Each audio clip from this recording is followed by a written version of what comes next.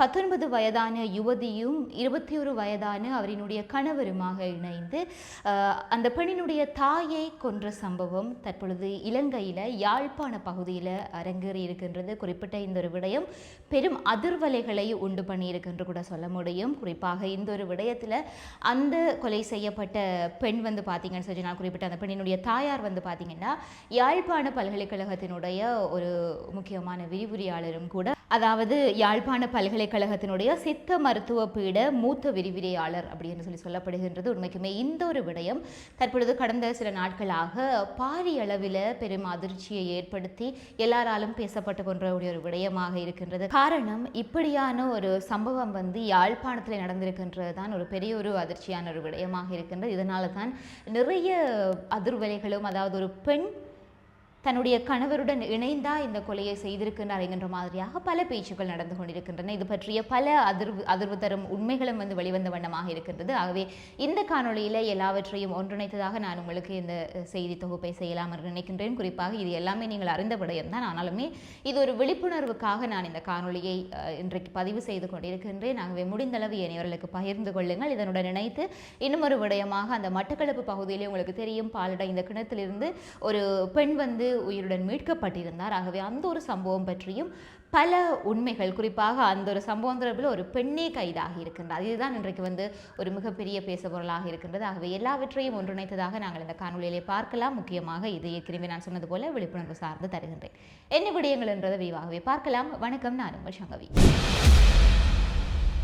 Video பார்த்து கொண்டிருக்கிற நீங்கள் யாராவது இந்த சேனலை சப்ஸ்கிரைப் பண்ணாமல் பார்த்து கொண்டிருந்தீங்கன்னா சப்ஸ்கிரைப் பண்ணிட்டு பாருங்கள். அப்படியே பக்கத்தில் இருக்கிற பெல் பட்டனையும் கிளிக் செய்து வைத்துக் கொள்ளுங்கள். அப்போ தான் நான் போடுற வீடியோஸ் எல்லாமே உங்களுக்கு நோட்டிஃபிகேஷன்ஸாக வரும்.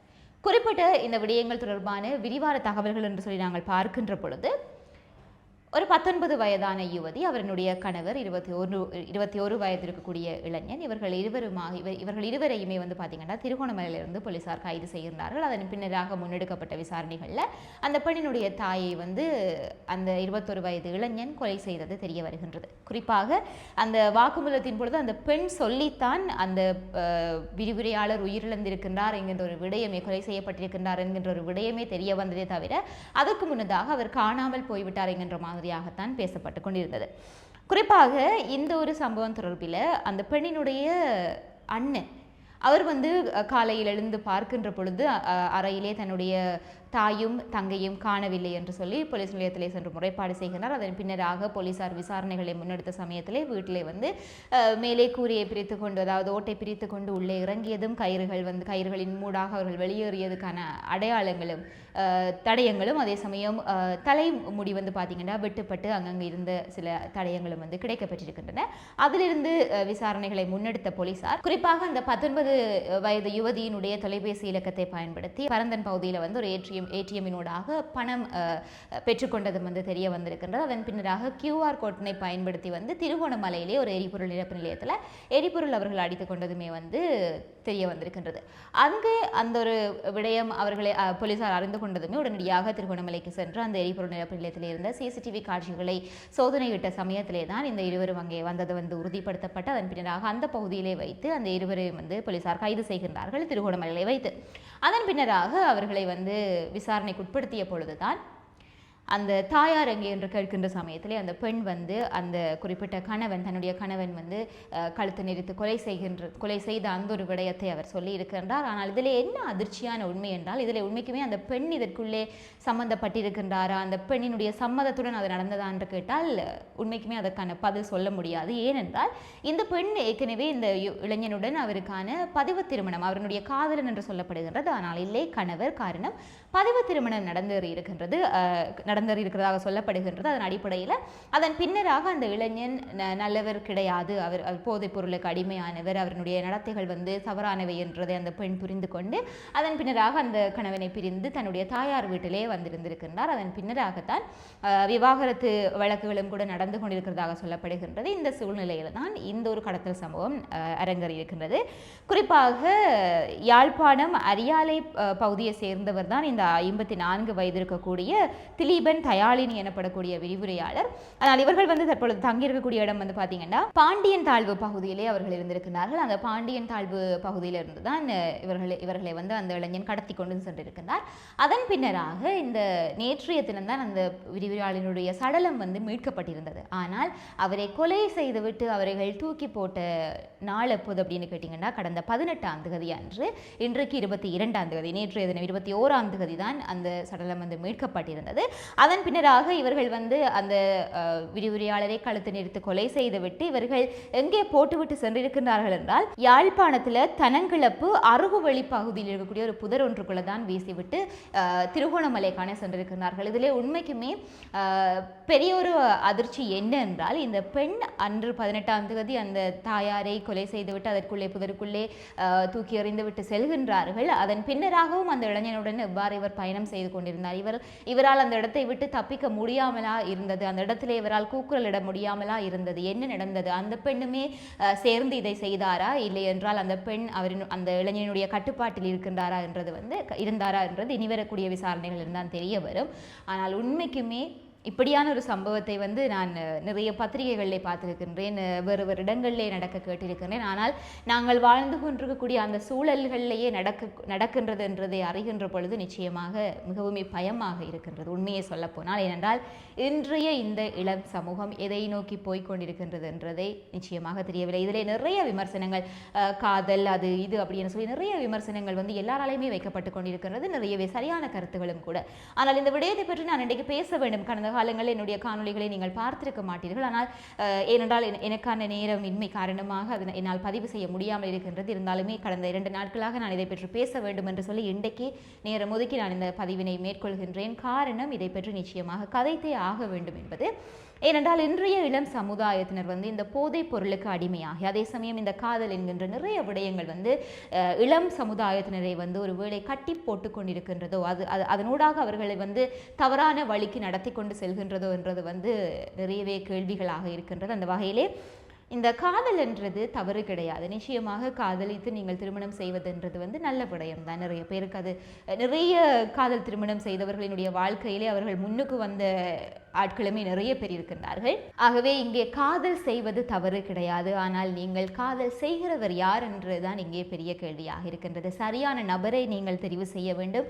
ஒருவேளை உங்களுக்கு அவரினுடைய குணாதிசயங்கள் தெரியாத ஒரு ஈர்ப்பின் நிமித்தமாக காதல் வருகின்றது என்றாலும் எந்த நொடி உங்களுக்கு அவர் ஒரு நல்லவர் கிடையாது என்று தெரிய வருதோ அந்த நேரமே அவரை விட்டு விலகுவது மிக மிக மிக ஒரு முக்கியமான ஒரு விடயம். அதே சமயம் நீங்கள் விலகுகின்ற சமயத்திலே அந்த நபர் எந்தளவுக்கு மோசமானவர் என்றதையுமே நீங்கள் தெரிந்து கொண்டிருக்க வேண்டும். அதனூடாக உங்களுக்கு அவரிடமிருந்து வரக்கூடிய அச்சுறுத்தல்களில் இருந்து உங்களை நீங்கள் பாதுகாத்து கொள்ளவும் வேண்டும். ஆகவே எல்லா விடயங்களையும் பற்றி இன்றைக்கு பெண்கள் வந்து நிறையவே விழிப்பாக இருக்க வேண்டும்.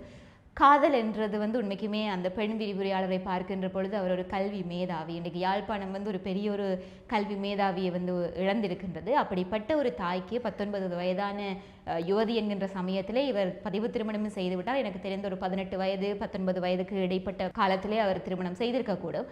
அப்படி இருக்கக்கூடிய இந்த நேரத்தில் இலங்கையினுடைய கல்வி திட்டத்தின்படி, கல்வி சட்டத்தின்படி 19 வயதிலே தான் உயர்தர பரீட்சை எழுதுவோம்.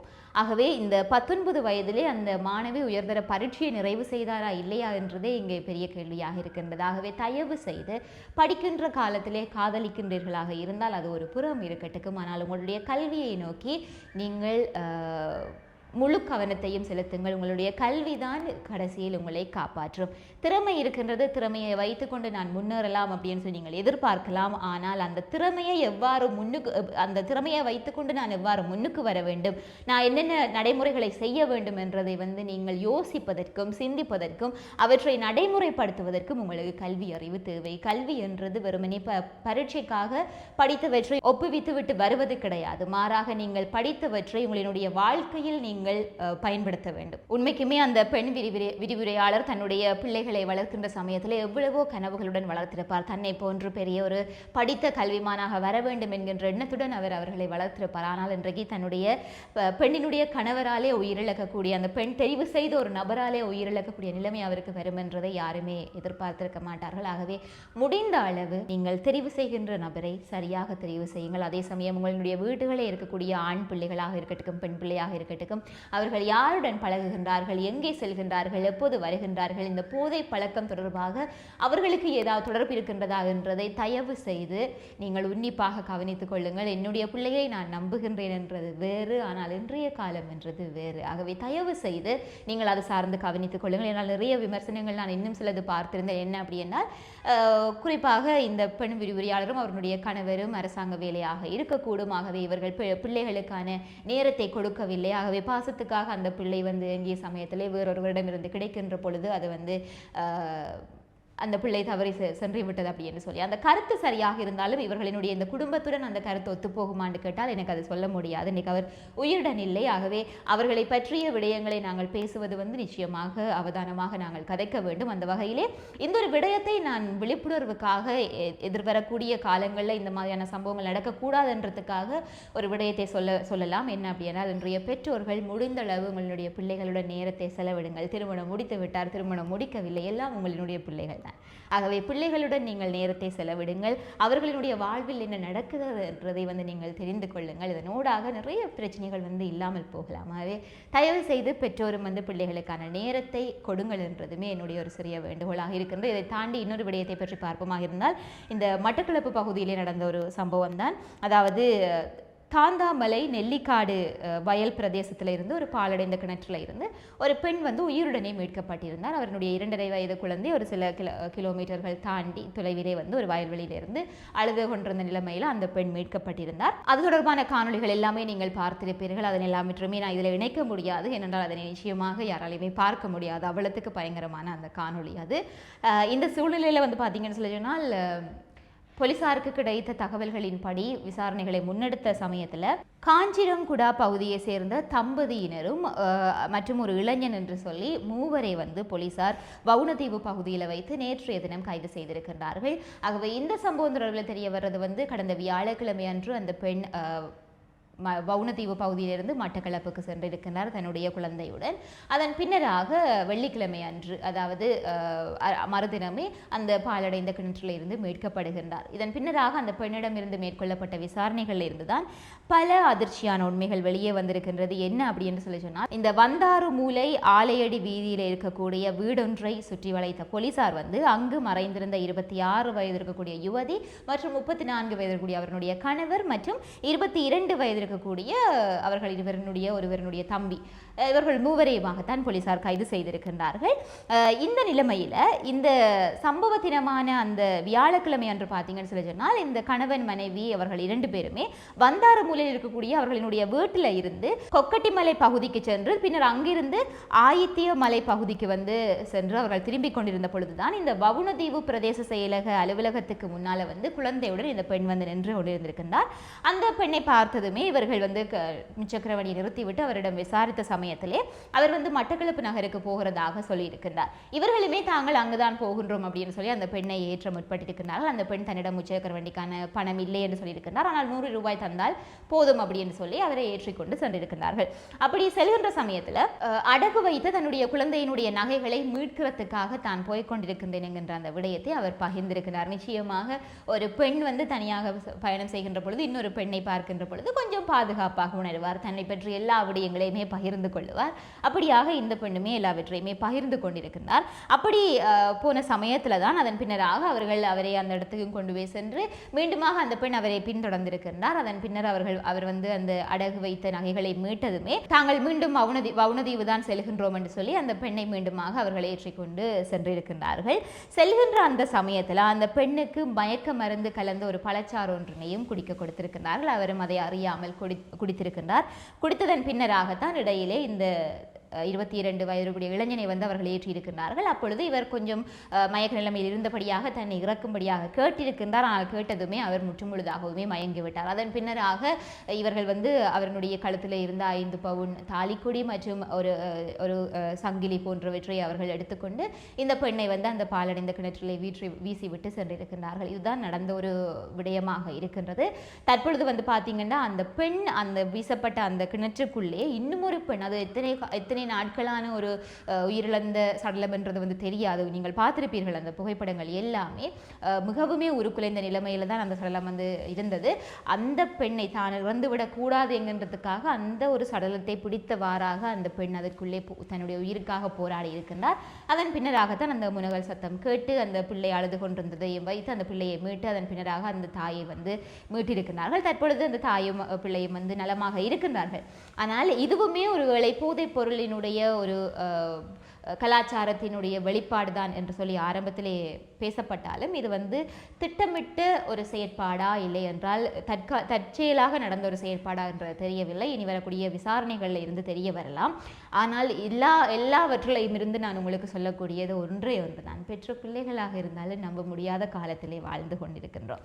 ஆகவே உங்களினுடைய பாதுகாப்பை நீங்கள் தான் உறுதிப்படுத்திக் கொள்ள வேண்டும். பெற்ற பிள்ளைகளாக இருந்தாலும் சரி, நீங்கள் கணவராக இருந்தாலும் சரி, யாராக இருந்தாலும் இன்றைய காலத்தை பொறுத்த வரைக்கும் எவரையுமே நம்ப முடியாது.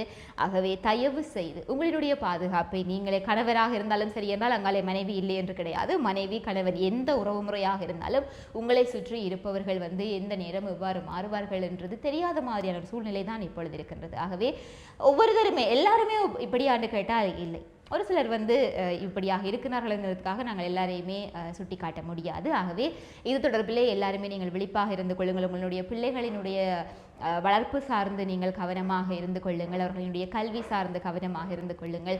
அவர்கள் பழகுகின்ற நட்பு வட்டாரம் சார்ந்து கவனமாக இருந்து கொள்ளுங்கள். ஆகவே தயவு செய்து இந்த ஒரு காணொலியை முடிந்த அளவுக்கு ஏனையவர்களுக்கும் பகிர்ந்து கொள்ளுங்கள். என்ன நடந்திருக்கின்றது என்கின்ற விடயங்களை வந்து அவர்களுமே அறிந்து கொள்வார்கள். அதே சமயம் தங்களுடைய பிள்ளைகள் சார்ந்தும் அல்லது தங்களுடைய பெற்றோர்கள் சார்ந்தும் எல்லாருமே வந்து நிறையவே அக்கறையான சில விடயங்களை எடுத்துக்கொள்றதுக்கு ஒரு உதவியாக இருக்கும். ஆகவே இந்த காணொலியை முடிந்தளவு பகிர்ந்து கொள்ளுங்கள். இது தொடர்பான உங்களுடைய கருத்துக்களை கருத்து பரவலை பகிர்ந்து கொள்ளுங்கள். இதே மாதிரியாக மற்றொரு காணொலியில் நான் உங்களை சந்திக்கிறேன்.